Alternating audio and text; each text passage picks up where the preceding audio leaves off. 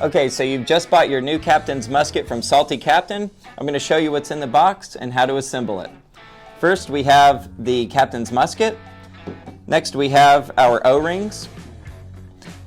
Then our female end adapter, our male end flushing port, adjustable spray nozzle, and our canister.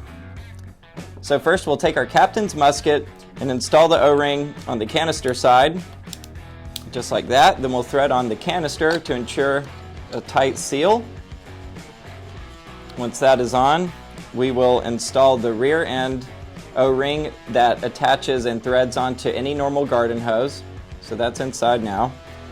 Then we can thread on our female end adapter, which will help us to plug into any flush port or adjustable spray nozzle.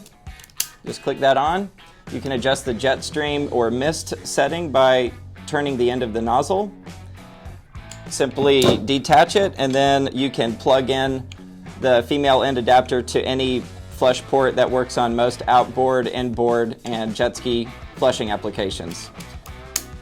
Salty Captain Musket, clean your toys in half the time.